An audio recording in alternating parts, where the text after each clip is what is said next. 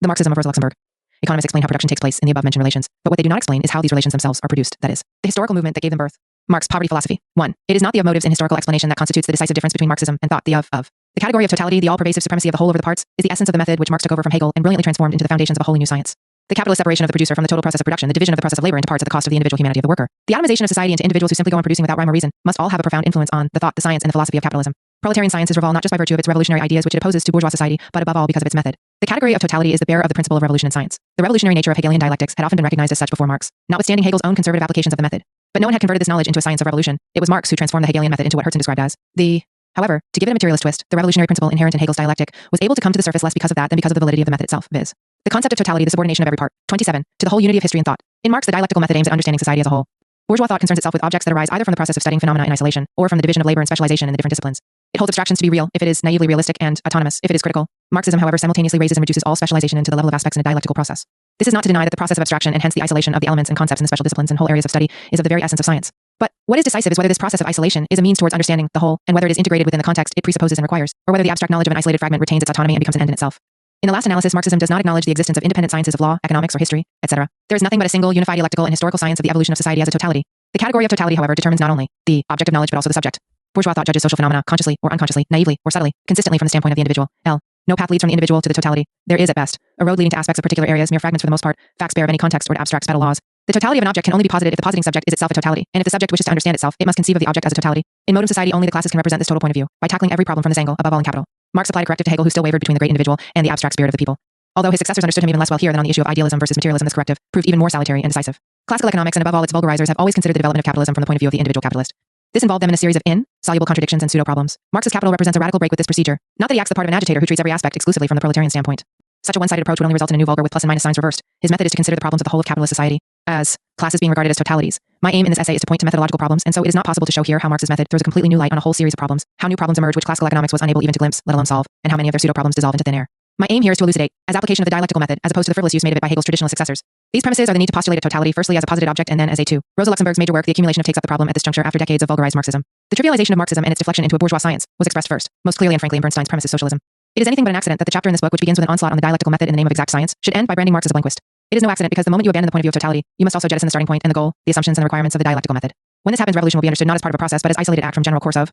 If that is so, it must inevitably seem as if the revolutionary aspects of Marx are really a relapse into period of workers' movement. That is blinquism. The whole system of Marxism stands and falls with the principle that revolution is the product of is dominant. Even in its opportunism, Bernstein's criticism is much too opportunistic for all. But even though all the notion of dialectical history could not its ineluctable consequences, the development of imperialists had made it more difficult to, in their own system and in scientific analysis, isolated phenomena in the name of objective and it not to declare a political commitment for or against capitalism. One had to declare one's theoretical commitment also. One had to choose either to regard the whole history of society from a Marxist point of view, that is as a totality, and hence to come to grips with the phenomenon of imperialism in theory and practice, or else to evade this confrontation by confining oneself to the analysis of isolated aspects in one or other of the special disciplines. The attitude that inspires monographs is the best way to place a screen before the problem, the very sight of which strikes terror into the heart of a social democratic movement turned opportunist. By discovering exact descriptions for isolated areas and eternally valid laws for specific cases, they have blurred the differences separating imperialism from the preceding age. They found themselves in a capitalist society in general, and its existence seemed to them to correspond to the nature of reason and the laws of nature every bit as much as it had seemed to Ricardo and his successors, the bourgeois vulgar economists. It would be un-Marxist and undialectical to ask whether this theoretical relapse into the methodology of vulgar economics was the cause or the effect of this pragmatic opportunism. In the eyes of historical materialism, the two tendencies belong together. They constitute the social ambience of social democracy before the war.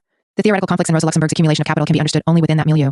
The debate as conducted by Bauer, Eckstein and Company did not turn on the truth or falsity of the solution Rosa Luxemburg proposed to the problem of the accumulation of capital. On the contrary, discussion centered on whether there was a real problem at all, and in the event its existence was denied flatly and with the utmost vehemence. Seen from the standpoint of vulgar economics, this is quite understandable and even inevitable, for if it is treated as an isolated problem in economics and from the point of individual, it is argued no real problem exists. Logically enough, the critics who dismiss the whole problem also ignored the decisive chapter of her book, The Historical Determinants of Accumulation. This can be seen from the way they formulated their key question. The question they posed was this: Marx's formulae were arrived at on the basis of a hypothetical society, posited for reasons of method, which consisted only of capitalists and workers. Were these formulae correct? How were they to be interpreted? The critics completely overlooked the fact that Marx posited this society for the sake of argument, that is to see the problem more clearly, before pressing forward to the larger question of the place of this problem within society as a whole. They overlooked the fact that Marx himself took this step with reference to so-called primitive accumulation in volume I of Capital. Consciously or unconsciously, they suppressed the fact that on this issue capital is an incomplete fragment which stops short at the point where this problem should be opened up. In this sense, what Rosa Luxemburg has done is precisely to take up the thread where Marx left off and to solve the problem in his spirit. By ignoring these factors, the opportunist acted quite consistently. The problem is indeed superfluous from the standpoint of the individual capitalist and vulgar economics. As far as the former is concerned, economic reality has the appearance of a world governed by the eternal laws of nature, laws to which he has to adjust his activities. For him, the production of surplus value very often, though not always it is true, takes the form of an exchange with other individual capitalists. And the whole problem of accumulation resolves itself into a question of the manifold permutations of the formulae MCM and CMC in the course of production and circulation, etc. It thus becomes an isolated question for the vulgar economist, a question unconnected with the ultimate fate of capitalism as a whole. The solution to the problem is officially guaranteed by the Marxist formulae, which are correct in themselves and need only to be brought up to date, a task performed, for example, by Otto Bauer. However, we must insist that economic reality can never be understood solely on the basis of these formulae because they are based on an abstraction, viz., the working hypothesis that society consists only of capitalists and workers. Hence they can serve only for clarification and as a springboard for an assault on the real problem. Bauer and his confreres misunderstood this just as 32. Surely as the disciples of Ricardo misunderstood the problematics of Marx in their day, the accumulation of capital takes up again the methods and questions posed by the young Marx in the Poverty of Philosophy. In that work, Marx had subjected to scrutiny the historical conditions that had made Ricardo's economics possible and viable. Similarly, Rosa Luxembourg applied the same method to the incomplete analyses in volumes 2. Ideological representatives of capitalism in the ascendant, bourgeois economists were forced to identify the laws of nature discovered by Adam Smith and Ricardo with the existing social order so as to be able to see capitalist society as the only form of society corresponding to the reason and the nature of man. Likewise here, social democracy was the ideological exponent of a workers' aristocracy turned petty bourgeois.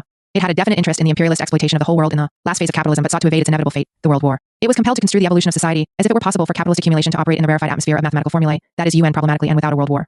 In the upshot, their political insight and foresight compared very unfavorably with that of the great bourgeois and capitalist classes, with their interest in imperialist exploitation together with its militarist consequences. However, it did enable them even then to take up their present theoretical position as guardians of the everlasting capitalist economic order, guardians against the fated catastrophic consequences towards which the true exponents of capitalist imperialism were drifting with open but unseeing eyes. For a capitalist class in the ascendant, the identification of Ricardo's laws of nature with the existing social order had represented a means of ideological self-defense. Likewise here, the interpretation of Marx, especially its identification of Marx's abstractions with the totality of society, represents a rational means of self-defense for a capitalism in decline. And just as the young Marxist concept of totality cast a bright light upon the pathological symptoms of a still flourishing capitalism, so too in the studies of Rosa Luxembourg we find the basic problems of capitalism analyzed within the context of the historical process as a whole, and in her work, we see how the last flowering of capitalism is transformed into A33, ghastly dance of death, into the inexorable march of Oedipus, to his doom. 3. Rosa Luxembourg devoted a whole pamphlet, which was published posthumously, exclusively to the refutation of Marxist vulgar economics. Both its approach and its method make it appear as a kind of natural appendage to the end of section 2 of Tilu, accumulation of capital, where it would take its place as the fourth round in her treatment of this crucial problem of capitalist development.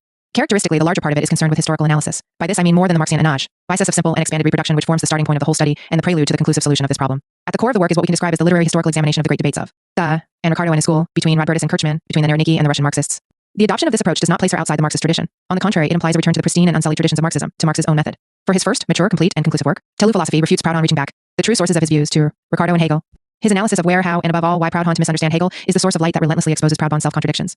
It goes even further and illuminates the dark places unknown to Proudhon himself, from which these errors spring, the class relations of which his views are the theoretical expression. For as Marx says, economic categories are nothing theoretical abstractions of social relations of production. It is true that in his principle theoretical works he prevented and wealth of individual problems treated from employing a historical approach. But this should not obscure Tilu's essential similarity in his approach.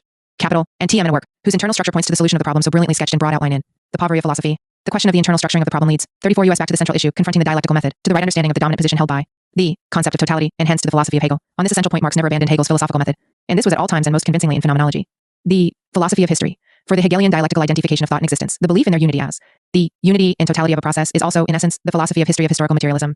Even Marx's materialist polemic against the ideological view of history is aimed more at Hegel's followers than at the master himself, who on this point stood much closer to Marx than Marx may himself have realized from his position in the thick of the struggle against the fossilized idealization of the dialectical method. For the absolute idealism of Hegel's followers implies the dissolution of the original system. It implies the divorce of dialectics from the living stuff of history, and this means ultimately the disruption of the dialectical unity of thought and existence. In the dogmatic materialism of Marx epigones, we find a repetition of the process dissolving the concrete totality of history, cow reality, and even if their method does not degenerate into empty abstract schemata of Hegel's disciples, it does harden into a vulgar economics and a mechanical preoccupation with specialized sciences.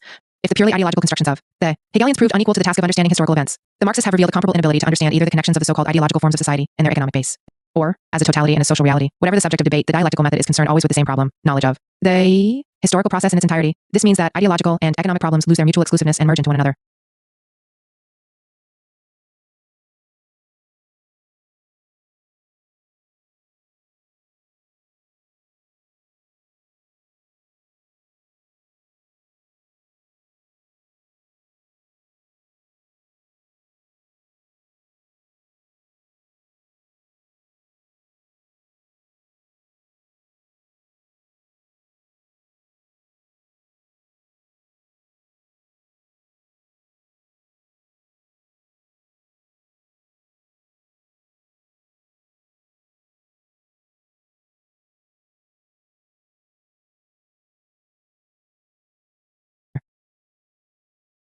The history of a particular problem turns into the history of problems. The literary or scientific exposition of a problem appears as the expression of limits and problems. The approach of literary history is the one best suited to the problems of history. The history of philosophy becomes the philosophy of history. It is therefore no accident that the two fundamental studies, which inaugurate the theoretical rebirth of Marxism, Rosa Luxemburg's The Accumulation of Capital and Lenin's State and Revolution, both use the approach adopted by the young Marx. To problems under consideration will before us dialectically, they provide what is substantially a literary historical account of their genesis. They analyze the changes and reversals in the views leading up to the problem as it presents itself to them. They focus upon every stage of intellectual clarification or confusion and place it in the historical context, conditioning it and resulting from it. This enables them to evoke with unparalleled vividness process of which own approach and their own method has absolutely nothing in common with the tradition in bourgeois science, to which social democratic theoreticians also belong, of taking the achievements of their forerunners into account. For there the distinction drawn between theory and history, and the lack of reciprocity between the separate disciplines, leads to the disappearance of the problem of totality in the interest of greater. As a result, history of problem becomes mere theoretical and literary ballast. It is of inflated, obscures real, and fosters, reviving the literary and methodological traditions of Marx and Hegel. Lenin his inner history of the European revolutions of the 19th century, and literary historical approach of Rosa Luxemburg grows into a history of expand. The struggle was triggered off by the great crises of 1815 and 1818 FL, the first great shock sustained by capitalism, that as the introduced by Sismondi's Nouveau Principes d'économie politique. Despite his reactionary purpose, his work gives us our first insight into the ideologically undeveloped form of capitalism has recourse to attitudes as one-sided and wrong-headed as those of its opponents. While as a reactionary skeptic Sismondi deduces from the existence of crises the impossibility of accumulation, advocates of new system of production, they're inevitable and that there is in fact any dilemma at all. If we look at now social distribution of the questioners and the social significance of their answers, 36 has now been inverted. The present theme, even though it has not recognition fate of the revolution and the of the Marxist diagnosis has had a decisive impact on this, is itself symptomatic of the way in which the ideological leadership is slipping the of the bourgeoisie. For petty bourgeois nature of the Narodniki shows itself blatantly. Their theory, it is interesting to how the Russian Marxists are developing more and more strongly ideological champions of capitalism. They view the prospects, the growth, capitalism, and terms them to the worthy heirs to say in McCulloch. Without doubt, legal Russian have gained a victory. Rosa Luxembourg states, 8 over enemies, the populists, but their victory goes too far. Question is whether capitalism in general and Russian in particular is capable of growth. Demonstrated this capability so in theory, have proved that it is possible for capitalism to last forever. It is evident that if the limitless accumulation of capital can be assumed, then the limitless viability of capitalism must follow. If the capitalist mode of production can ensure the unlimited increase in the forces, production, rest, it will be invincible. At this point, the fourth and last round in the controversy about accumulation begins. It is the passage of arms between Otto Bauer and Rosa Luxemburg. Question of social optimism has now, in Rosa Luxemburg's hands, the doubts about the accumulation shed there. The problem becomes the historical one of the conditions of accumulation, and thus becomes that unlimited is not possible. Placed into its total social context, accumulation becomes dialectical, then swells into dialectics the capitalist system. As Rosa Luxemburg, the Marxian scheme of expanded reproduction corresponds to reality. It points to the end, the historical limits of the movement of accumulation, and therewith to the end of capitalist production. If accumulation is impossible, then further growth in the forces of production is impossible too, and this means that the destruction of capitalism. From this there follow the contradictory imperialist phase, which the phase career of capital as bourgeois and reactionary elements disappear without a trace, doubt to optimism, and to the theoretical certainty of the coming social revolution. Through a comparable shift, the opposed view, the faith in limitless accumulation, is assailed by doubts, hesitations, and petty bourgeois vacillations. Otto Bauer embraces his faith, but with a marked falling off from the sunny, untroubled optimism of Sayer, Tugendbaronovsky. Bauer and his associates work with a Marxist terminology, but their theory is essentially that of Proudhon. In the last analysis, their attempts to solve the problem of, or rather there it's come to no more than Proudhon's endeavors to preserve the good sides of capitalism while avoiding the bad sides. However, to recognize the existence of the problem of accumulation is bad sides and integral of capitalism, and this in turn is to concede that imperialism, world war, and world revolution necessary factors in its, but not an immediate interest of whom the center Marxists have come to represent and who wish in an advanced imperialist excrescences and a well-regulated production free of the disruptions of war. According to Rosa Luxemburg, the essence of this position is the attempt to persuade the bourgeoisie that imperialism and militarism are damaging to itself even from a view of their own interests. It is hoped that by this maneuver the alleged handful of people who profit from imperialism isolated, and it will form up together with large sections of the bourgeoisie. This bloc will then be able to tame imperialism and remove its sting. Liberalism in decline directs its appeal away from the badly informed monarchy, and towards a monarchy is better, and the Marxist center appeals over the heads of a misguided bourgeoisie to one which is to be better instructed. Bauer and his colleagues have made both an economic and ideological submission to capitalism. Their capitulation comes to the inner fatalism, in belief capitalism is immortal laws of nature. But bourgeois, they are the ideological and economic appendages of capitalism. Their wish bad sides and without excrescences means that their opposition to capitalism is the typically ethical opposition of the petty bourgeoisie. 4. Economic fatalism and the reformation of socialism through ethics are intimately connected. It is no accident that they reappear in similar form in Bernstein, Tugendbaronovsky, and Otto Bauer. This is not merely the result of the need to seek and find a subjective substitute for the objective path to revolution that they themselves have blocked. It is the logical consequence of the vulgar economic point of view and of methodological individualism. The ethical reformation of socialism is the subjective side of the missing category of totality which alone can provide an overall view. For the individual, whether capitalist or proletarian, his environment, his social milieu, including nature, which is the theoretical reflection and projection of that milieu, must appear the servant of a brutal and senseless fate which is eternally alien to him. This world can only be understood by means of a theory which postulates eternal laws of nature. Such a theory endows the world with a rationality alien to man, and human action can neither penetrate nor influence the world if man takes up a purely contemplative and fatalistic stance. Within such a world, only two possible modes of action commend themselves, and they are both apparent rather than real ways of actively changing the world. Firstly, there is the exploitation for particular human ends, as in technology, for example, of the fatalistically accepted and immutable laws which are seen in the manner we have already described. Secondly, there is action directed wholly inwards. This is the attempt to change the world at its only remaining free point, namely man himself, ethics. But as the world becomes mechanized, its subject man necessarily becomes mechanized too, and so this ethics likewise remains abstract. Confronted by the totality of man in isolation from the world, it remains merely normative and fails to be truly active in its creation of objects. It is only prescriptive and imperative in character. The logical nexus between Kant's critique of pure reason and his critique of practical reason is cogent and inescapable. And every Marxist student of socioeconomic realities who abandons the method of Hegel and Marx, that is the study of the historical process from a total point of view, and who substitutes for it a critical method which seeks unhistorical laws in the special sciences, will be forced to return to the abstract ethical imperatives of the Kantian school as soon as the question of action. For the destruction of a totalizing point of view disrupts the unity of theory and practice. Action, praxis, which Marx demanded before all in his theses Feuerbach is in Penetra, Schön and transformation of reality. But reality can only be understood and penetrated a totality, and only a subject which is itself a totality is capable of this penetration. That the young Hegel erected his philosophy upon the principle that truth and peace to be understood and expressed not merely as subject but also subject. 10. With this, he exposed the deepest error and the ultimate limitation of classical German philosophy. However, his own philosophy failed to live up, for much of it remained in as those of his predecessors. It was left to Marx to make the concrete discovery of truth as the subject, and hence to establish the unity of theory and practice. This he achieved by focusing the known totality upon the reality of the historical process and by confining it to this. By means he both and totality known. Scientific superiority of class against of individual has clear from the foregoing reason for superiority. The class can active penetrate the reality of society and transform it in its entirety. For this reason, criticism advanced from the standpoint of class is criticism from a total, hence it the dialectical unity of theory and practice. In dialectical unity, it is at once cause and effect, mirror and motor of the historical and dialectical process. The proletariat as the subject of thought in society, out of impotence dilemma created by the pure laws with their fatalism and by the ethics of pure intentions. Thus, for Marxism, the knowledge that capitalism is historically conditioned, the problem of accumulation, becomes crucial. The reason for this is that only this knowledge, only the unity of theory and practice provide a real basis for social revolution and the total transformation of, when knowledge can be seen as the product of this process, can we close the circle of the dialectical method, and this analysis too stems from Hegel. As early as her first polemics with Bernstein, Rosa Luxemburg lays emphasis on this essential distinction between the total and the perial, the apodoikastic authentical of Shiri. Difference, she explains, between the blanquist coup d'etat of a resolute minority, which always explode like pistol shots and as a result always come at the wrong moment, and the conquest of the real power of a state by the broad class conscious mass of the people, which itself can only be the product of the incipient collapse of bourgeois society, and which therefore bears in itself the economic and political legitimation of its timely appearance. And in her last work, she writes in a similar vein, the objective tendency of capitalism towards that goal suffices to aggravate the social and political conflicts within society to such an extent and so much earlier than was expected, that they must bring about the demise of the ruling system.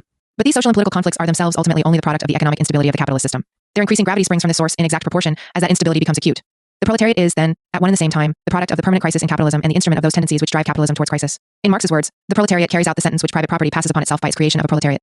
By recognizing its situation it acts. By combating capitalism, it discovers its own place in society, but the class consciousness of the proletariat, the truth of the process as subject, is itself far from stable and constant. It does not advance according to mechanical laws. It is the consciousness of the dialectical process itself. It is likewise a dialectical concept. For the active and practical side of class consciousness, its true essence can only become visible in its authentic form when the historical process imperiously requires it to come into force. That is when an acute crisis in the economy drives it to action. At other times, it remains theoretical and latent, corresponding to the latent and permanent crisis of capitalism. It confronts the individual questions and conflicts of the day with its demands. 41. But as mere consciousness as an ideal sum, in Rosa Luxemburg's phrase, Marx had understood and described the proletariat's struggle for freedom in terms of the dialectical unity of theory and practice. This implied that consciousness cannot exist on its own either as pure theory or as a simple postulate, a simple imperative, or norm of action. The postulate too must have a reality. That is to say, the moment when the class consciousness of the proletariat begins to articulate its demands, when it is latent and theoretical, must also be the moment when it creates a corresponding reality which will intervene actively in the total process.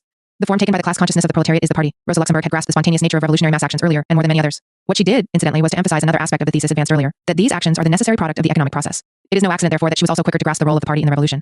For the mechanical vulgarizers, the party was merely a form of organization, and the mass movement, the revolution, was likewise no more than a problem of organization. Rosa Luxemburg perceived at a very early stage that the organization is much more likely effect than a revolutionary process, just as the proletariat can constitute itself as a class only in and through revolution. In this process, which it can neither provoke nor escape, the party is assigned a sublime role of bearer of the class consciousness of the proletariat in the conscience of historical vocation. The superficially more active and more realistic view allocates to the party tasks concerned predominantly, or even exclusively with organization. Such a view is then reduced in unrelieved fatalism when confronted with the realities of revolution. Rosa becomes the fount of true revolutionary activity. The party must ensure that in every phase and every aspect of the struggle, the total sum of the available power of the proletariat that has already been unleashed should be mobilized and it should be expressed in fighting of. Party. The tactics of social democracy should always be more resolute and vigorous than required by the existing power relations, and never less. 18. It must immerse its own truth in the spontaneous mass movement and raise it from the depths of necessity. It. Conceived on heights of free, in it will itself in an outbreak of revolution from a party makes one imposes. And reality. This change reality lever truly class-oriented and revolutionary organization of the proletariat. Knowledge. Battle. Slogan. The masses acting with slogans in the ranks of the more, steadfastly in greater numbers. They give organically to and of even the organization of. Class is ethics of its theory and its practice, the point at which the economic necessity of its struggle for liberation changes dialectically into freedom. By realizing that the party is the historical embodiment and the active incarnation of class consciousness, we see that it is also the incarnation of the ethics of the fighting proletariat. This must determine its politics. Its politics may not always accord with the empirical reality of the moment. At such times, its slogans may be ignored, but the ineluctable course of history will give it its due. Even more, the moral strength conferred by the correct class consciousness will bear fruit in terms of practical politics. N. The true strength of the party is moral. It is fed by the trust of the spontaneously revolutionary masses whom economic conditions have forced into revolt. It is nourished by the feeling that the party is the objectification of their own will, obscure though this may be to themselves, that it is the visible and organized incarnation of their class consciousness.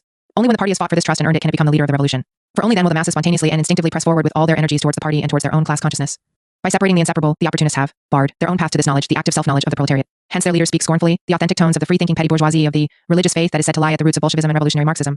The accusation is a tacit confession of their own impotence. In vain do they disguise their moth-eaten doubts by cloaking their negativity in the splendid mantle of a cool and objective scientific method. Every word and gesture betrays the despair of the best of them and the inner emptiness of the worst. Their complete divorce from the proletariat, from its path and from its vocation, what they call faith and seek to deprecate by adding the epithet religious, is nothing more nor less than the certainty that capitalism is doomed and that ultimately the proletariat will be victorious. There can be no material guarantee of this certitude. It can be guaranteed methodologically by the dialectical method, and even this must be tested and proved by action, by the revolution itself, by living and dying for the revolution. A Marxist who cultivates the objectivity of the academic study is just as reprehensible as the man who believes that the victory of the world revolution can be guaranteed by the laws of nature. The unity of theory and practice exists not only in theory but also for practice. We have seen that the proletariat as a class can only conquer and retain a hold on class consciousness and raise itself to the level of its objectively given historic task through conflict and action. It is likewise true that the party and the individual fighter can only really take possession of their theory if they are able to bring this unity into their praxis. The so-called religious faith is nothing more than the certitude that regardless of all temporary defeats and setbacks, the historical process will come to fruition in our deeds and through our deeds. Here too the opportunists find themselves confronted by the dilemma posed by impotence. They argue that if the communists foresee defeat, they must either desist from every form of action or else brand themselves as unscrupulous adventurers, catastrophe mongers, and terrorists. In their intellectual and moral degradation, they are simply incapable of seeing themselves and their action as an aspect of the totality and of the process, the defeat, as the necessary prelude to victory. It is characteristic of the unity of theory and practice in the life work of Rosa Luxemburg that the unity of victory and defeat, individual fate and total process is the main thread running through her theory and her life.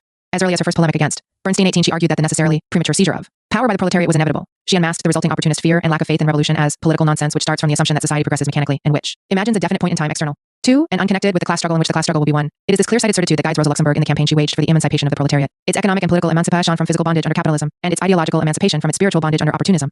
As great spiritual leader of proletariat, her struggles were fought against the latter enemy, the more dangerous foe, as it was harder to defeat. Her death at the hands of her bitterest enemies, Noski and Scheidman, is logically the crowning pinnacle of her thought in life. Theoretically, she had predicted the defeat of the January Rising years before it took place. Tactically, she foresaw it at the moment of action.